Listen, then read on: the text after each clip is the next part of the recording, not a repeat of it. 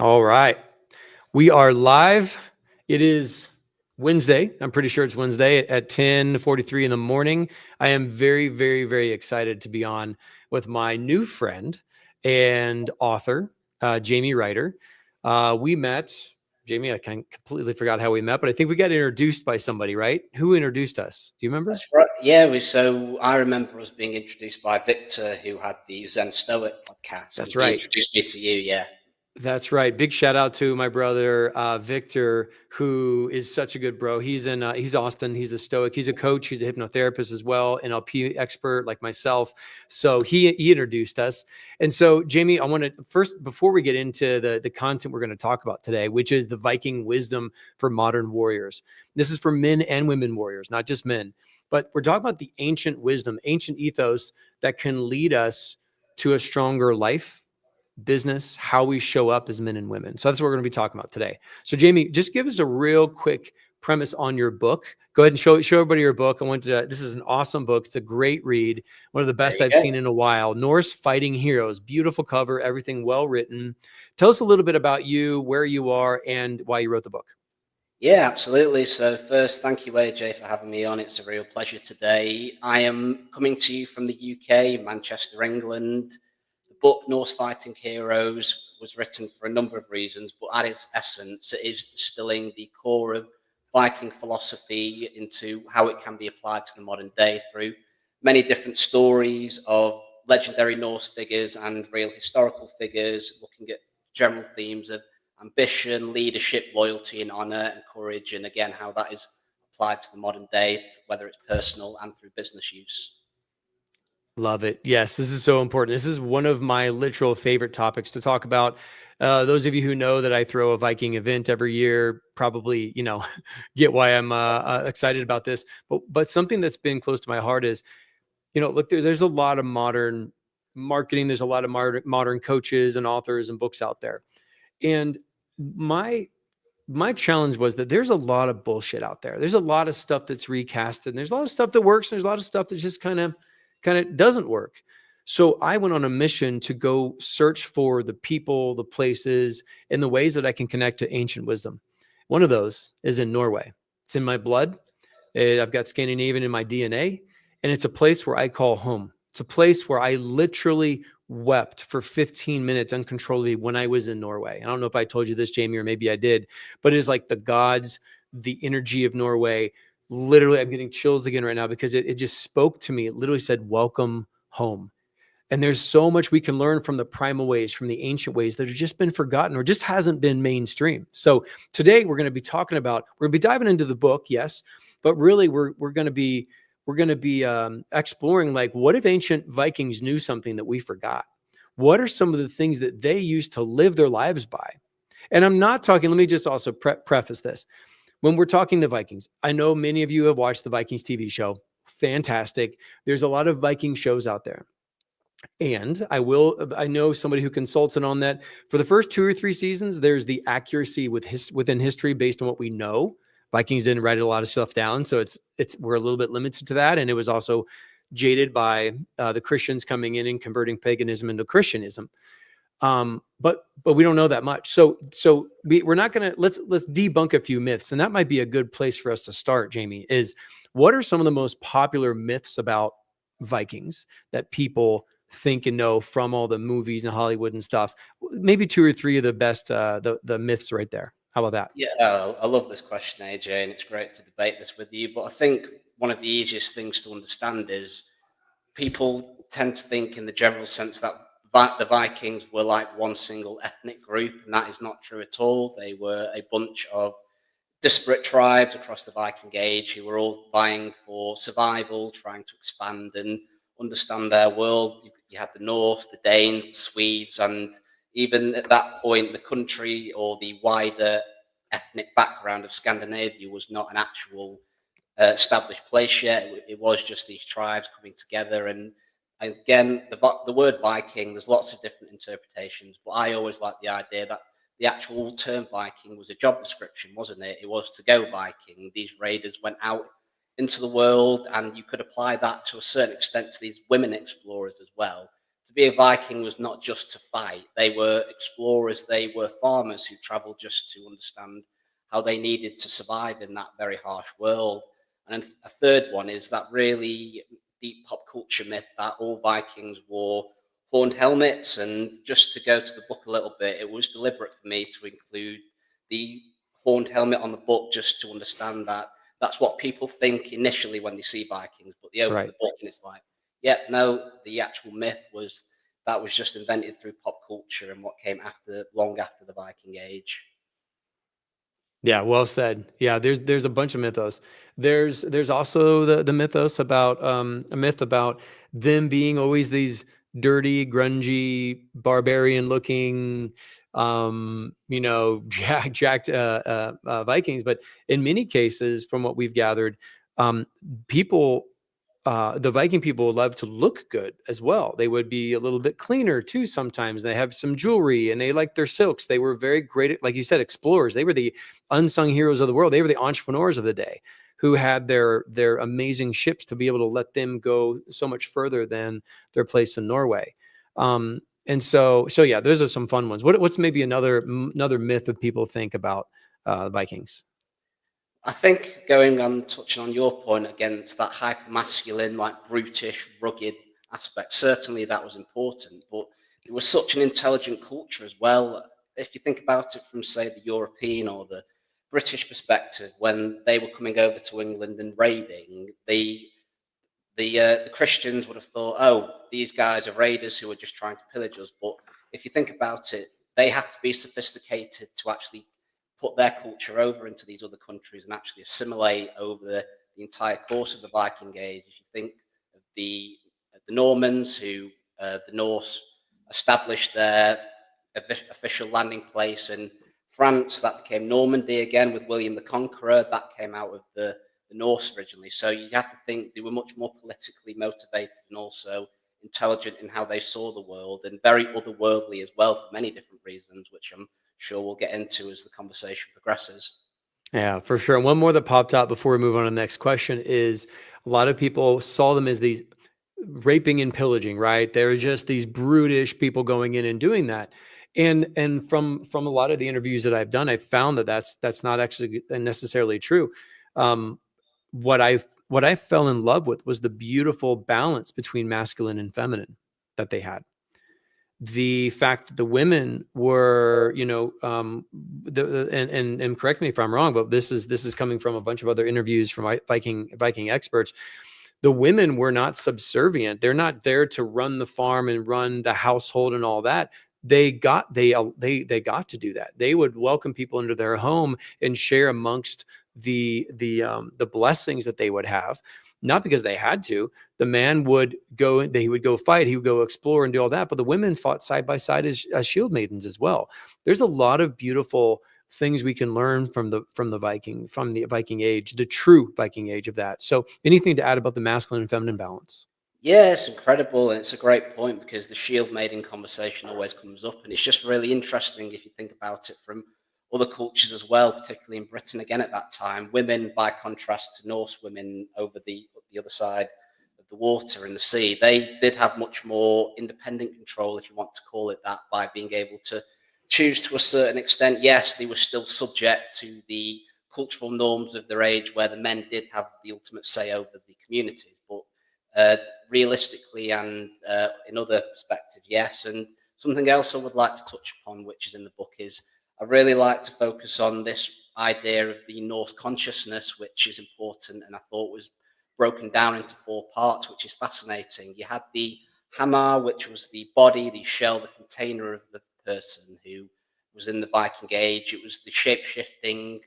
You had the hugger, which was probably the closest thing that came to the Norse version of the soul, which was about bravery, courage, and they tended to see more of the actions were led through the hugger than the hammer. Then you had the two guardian spirits, which was fascinating as well. You had the personification of somebody's luck. And what I find really cool is the term to literally lose your luck comes from the Old Norse. And it was the idea that if a warrior came up to a certain battle, this physical spirit inside of them might actually physically leave their body through the Asatru phenomenon and through the gods. And that was a physical representation. Then you also had this female guardian spirit, which might be linked to another phenomenon called the Disir, which was maybe another level below the gods. It's quite hard to determine in Old Norse in terms of like the wider 9 realms, but it's interesting in the fact that you had this sliver of maybe the goddess Freya in each masculine warrior, and it protected their generations all the way through their bloodlines. And again, going back to that stereotypical rugged masculine image, it really flips it on its head, like to have like the ultimate goddess inside of these warriors to actually go out there with those 4 pillars of the Norse consciousness, which I researched within the book. Yeah. Okay. Let's get a little bit more into the pillars then. Like, just to setting the stage, like, um, the courage over comfort, how Vikings faced death, storms, and destiny, and what that teaches us about fear-based living today. So you're asking about what the Vikings wanted in that Yeah. period? Yeah. Yeah. What can we learn from the Vikings around courage over comfort, right? How they would deal with face death, storms, destiny, all the things that they had to face back then. They didn't have all the luxuries we have. So, what are some of the things we can learn with courage, honor, rituals, things like that with the Vikings? Yeah, indeed. Again, it's a great, fascinating topic. And I think it's important to point out that if you look at it from, again, that general point of view, people tended to think that the Vikings were quite fatalistic if you think about how they believed in the certainty of Ragnarok. They didn't really have control over their fate. Fate plays like such an important role within the wider Norse myths. But again, I think it's Yeah. far more complex than that. And the Before reason, before we go on though, a lot of people may not know what Ragnarok means. Just give yeah. them a little bit of a definition on that.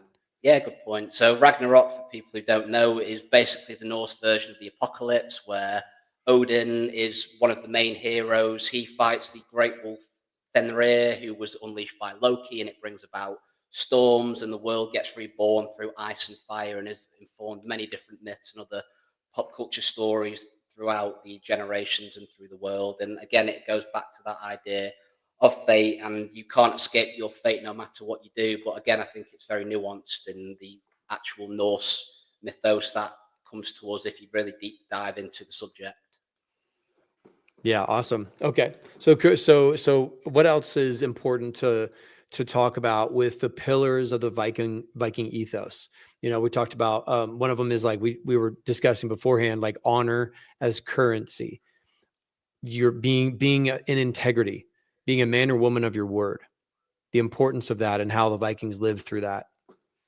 Yeah, indeed. Again, honor is such an interesting topic because I think what people deem as honor in the modern day is very different to what honor was in the Viking age, i.e., keeping your word within the Norse societies was very important, and people lived and died by their oaths. And I think really that is what you can cherry pick from that particular age today. I think it's very rare today when people say, "Oh, I am a man or a woman of my word, and I have honor," to actually say that you're going to do something. And I know it's the actions speak louder than words. And I think, again, it's important to reference that within the Norse cultures in the Viking age, honor meant literally life and death. And you can pick the idea of actually saying that honor is, we're not going to go to the extent that you literally have to fight and die by your honor in today's Right. age. It's slightly different. But that core kernel of truth of actually living up to your word and exchanging your word as currency still has much resonance, particularly for me. And I think it's looking at that relentlessness of the honor to the point where you can actually be extreme with it in a very ethical way and say that even if it might cost me, whether it's an opportunity for money or if you're looking at from just the relationships in your life, I think it is better to die on the hill of your honor if it means that much Mm. to you as an idea. And I really resonate with that particular Norse pillar. That's beautifully said. So honor as currency. As I heard those words, and as I heard what you were saying, it reminded me of just recently. Like as a man, I've been changing up the way I approach my life, and I found myself. I came back from a men's retreat that I did in Tulum. Is amazing time, and the honor as currency, right? Like are really putting the emphasis on our word, the things we say we're going to do to ourselves when nobody's looking, but also to other people. And one of the ways that I feel like I'm stepping more into honoring my word as currency was to feel into and see where I was out of integrity. Where did I in my life say I was going to go do something and I didn't do it? Right. Because back then in the Viking times, That can it was so, because it was so high currency, it was so of value. I could be called a liar, or someone who lies, or someone who just wasn't on it. Whatever would be bad. I don't know how bad it would have been, but it feels much better as I clear things out. I made a list of all the things I was out of integrity with myself and other people, and went and fixed those, and or cleared them away. It's like, well, this is not something I'm committing to anymore, or whatever, and clear that up. And that felt really, really good. So I just wanted to share that personal story, an example, everyone. If you're out of integrity with yourself or anybody in your life, write those things down so that you can get back into this currency of honor. I think that's really important. So thank you for that. Oh, well, beautifully said as well, my friend. Yeah, that is very well articulated, and integrity is such an important thing across any age. Big time, big time. I'm curious. What do you think the Vikings would think of the average man today? That is a really interesting question. I think honestly they'd just be baffled by what they see in terms of this Yeah, fast-paced environment, technology. I think that would be quite otherworldly to them, which is really interesting when I think about it. Maybe they think about it from a very like godly perspective, but I think they'd find maybe certain correlations in terms of looking for that similar aspect of whether it's ambition, honor, and integrity as well. And of course, they probably find a relentlessness in trying to do battle in certain ways, but trying to again apply what we can learn from that to the modern man. And I think being the idea of a man is obviously a very complex subject in today's world. But again, I do like the traditional values of living by your word, obviously having the courage to step into the unknown and actually try yeah. things for the sake of protecting your family and trying to be the best version of yourself that you can. And that's where I do think the spirituality aspects from Norse mythology can really play a big part, whether it is following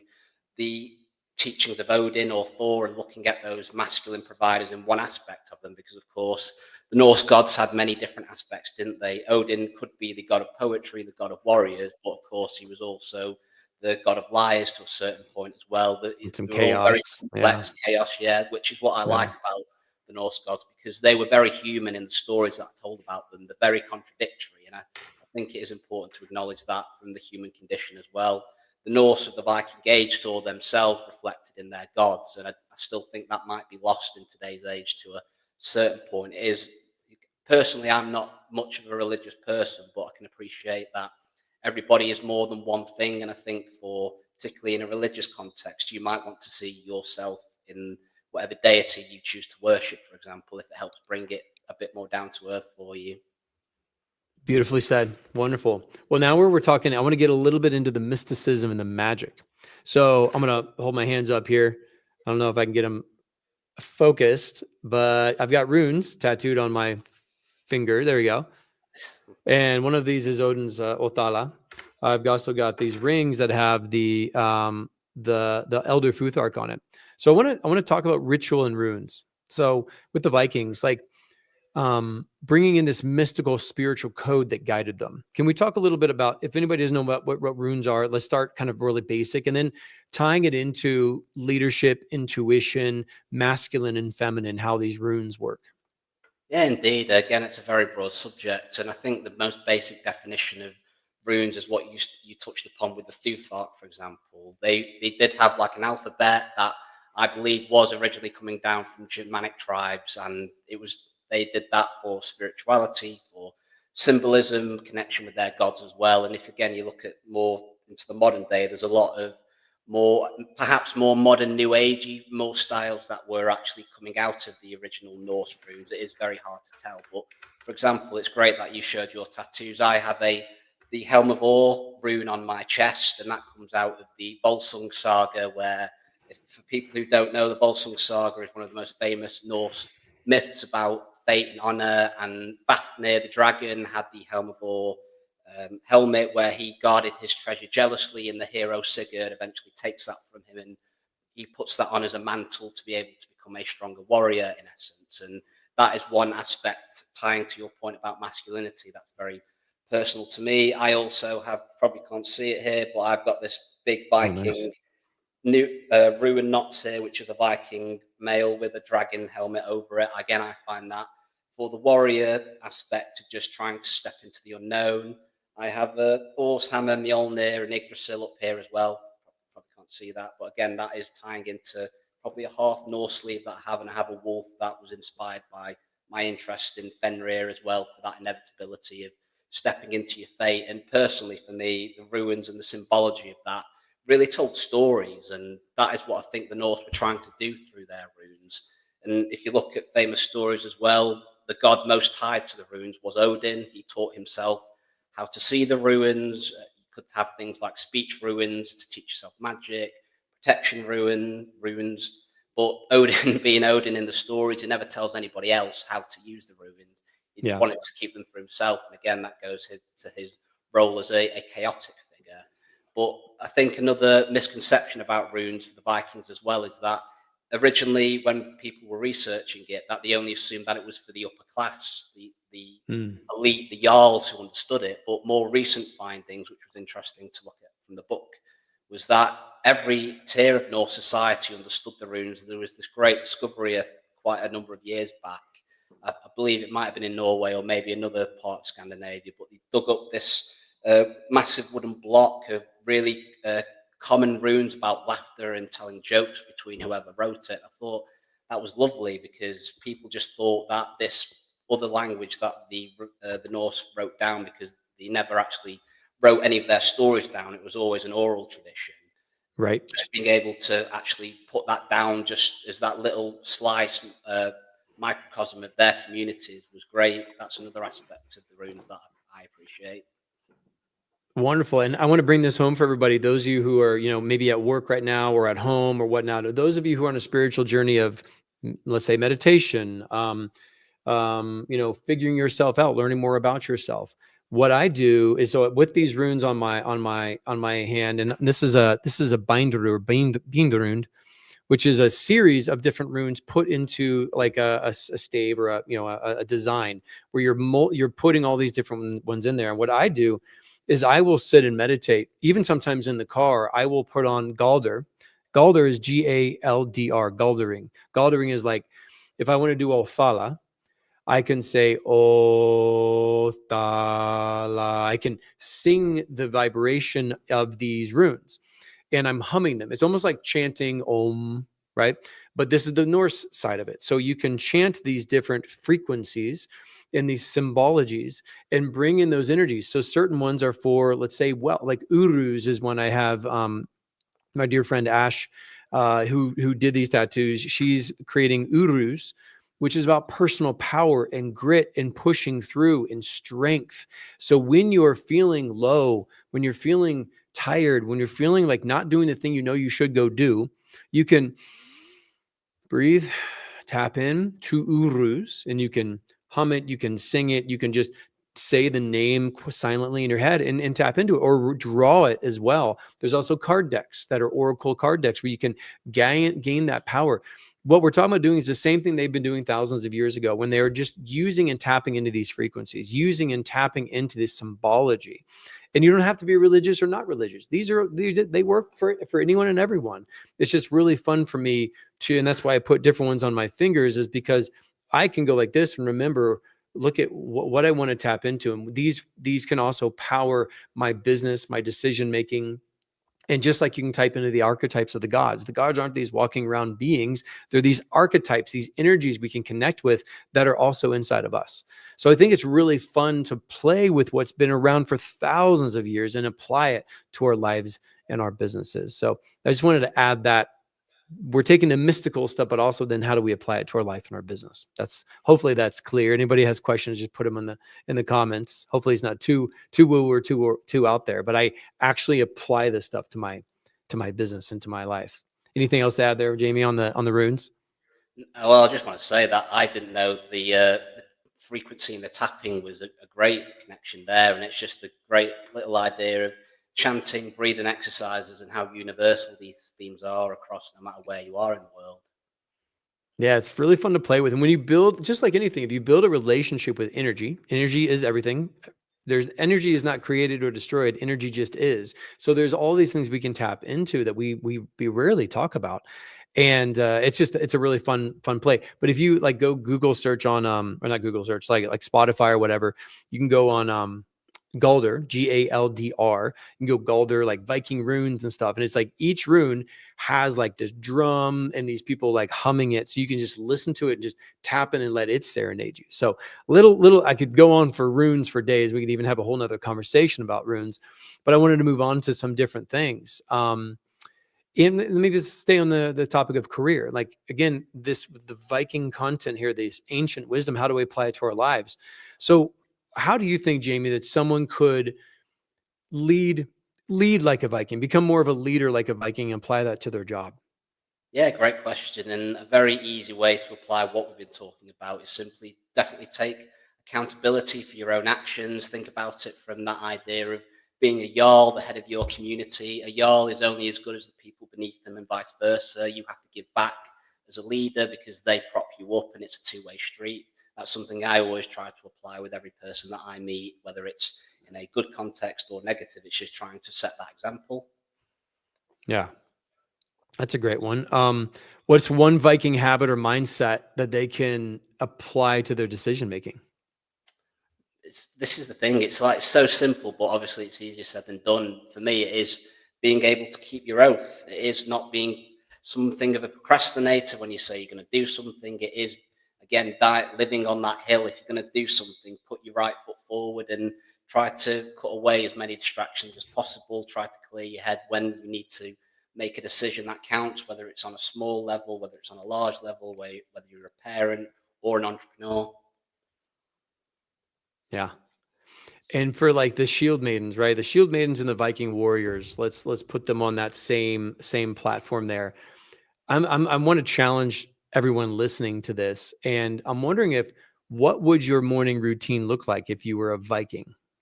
What would your morning? How could you tap into the Viking power, the ethos, the magic, the strength, the commitment in your morning routine? How would you change your thing around there? Jamie, I'm curious, do you tap into anything? Do you apply any of the Viking learnings you've had in your book into your morning routine, into the way you live your life? Yeah, it's a really interesting point, and it's. I just want to say I'm still adapting to life as a new dad at the moment, and I have a beautiful rambunctious little girl called Nice. Freya, which is obviously Rambunctious little girl named Freya. Freya, Beautiful yeah, name. which is in honor of the goddess, and it is like, having read, looking back at the book now, it's really interesting how I was looking more at the spiritual side and going back to those four Norse pillars of the Hamar, the Huga, the two guardian spirits. It's made me feel like much more present about trying to lead that generation now, particularly from trying to create the practices with her where I can maybe embody that idea of staying by my word, being more focused on showing her that it's more action led. You know, you can say everything under the sun, but you need to stand by your word. And I'm very conscious of trying to model that as the first man in her life as a dad. And that's adapting day by day. And again, it's looking well. Again, it's specific to me, but because I have a few Norse tattoos, it's just an interesting thing to be able to wake up, look at them, really spend 5 or 10 minutes just breathing and appreciating the reasons specific to me why I got these designs, looking deeper to the symbology of the ruins, and Mm. appreciating that thousands of years in the past, these ruins had a deeper context to the people who created them as well. And I suppose in a very small way, I feel more connected to them through thinking in that particular thought exercise. Beautiful, beautiful. So, and with just a few minutes to go, I want to just leave people with some prompts. So, along the same lines there, what you're talking about, stillness and sovereignty. Right. I think it's a really great practice for people to have stillness, especially in the morning. And one of the things, and I know that there's some different interpretations of this, but have you heard of Uttasetta? I don't know what is that. Uttasetta is the process of stillness and silence and sovereignty and going outside, and even concrete. If you're in a concrete jungle, that's fine. But going outside and in the morning, grounding yourself, bare feet. I don't care if it's snow out there, grass, whatever it is, going out and grounding yourself and being in stillness and sovereignty and connecting with yourself, but then listening with all the senses and just creating that practice in the morning, 60 seconds even of stillness and sovereignty throughout the day. Uttasetta, grounding yourself, connecting yourself, aligning yourself, is a practice in, yoga and all this stuff. They're all the same things, but we're just talking about this practice from for the Vikings, if it resonates for you. And the other thing I wanted to ask or to prompt is, like, what if we were to create modern, Viking code for ourselves? So what are 3 values that you live by? When's the last time you looked at your values? What are the values that you like the Vikings would live by a code? Their honor, their word was their honor, their currency. So maybe that's something too, to go out and write down 3 values that you are living by, that are most important to you, that you make sure that you uphold every single day, live by and die by them. Just some other prompts. What are some other thoughts to leave people with on things that they can do to learn from the Vikings ethos and bring that into their life? Any other ideas? Yeah, indeed. Something I just wanted to touch upon before we wrap up is the idea of skaldic poetry, which I find fascinating in terms of tying it to journaling. Skaldic poetry, at its essence, were these skalds, these bard poets, were tied to jarls or leaders who wrote these poems to expand the legacy of these leaders. And as a two-way street, the skalds were uplifted in their societies as well. But the actual way these poems were written were really interesting in terms of kennings, which were these really clever little word tricks to expand on how they were written. And I think a great way to look at that from the journaling perspective is to maybe write 1 or 2 poems in whatever style you like, maybe study the skaldic poetry and try to get your feelings down on listening on a good day or whatever you're feeling. Personally, I find that very therapeutic for my own mental health and wellness practices. Cool. So writing and reading poetry Indeed. of that kind of, and you guys, is it skaldic? Skaldic, yes. Skaldic poetry. Okay, cool. Well, drop a chat, drop comments, any questions. If you enjoyed this content, Jamie and I will probably come on and do some more of this on different subject matters. We just started, this is only 20-ish, 30 minutes of wide level stuff. So again, Viking wisdom for modern warriors, ancient ethos to lead us in life and strength in our business and our lives. So thank you everybody for coming on. Jamie, thank you, man. It was really, really fun. Go ahead and show your book again. If you haven't, if you want a really good read, please check out Norse Fighting Heroes. It's on Amazon. Beautiful read. And he's also working on more books. He's a great author. So go ahead and support him. Jamie, thanks again. Everybody have a wonderful day and go be Viking. I'll talk to you soon.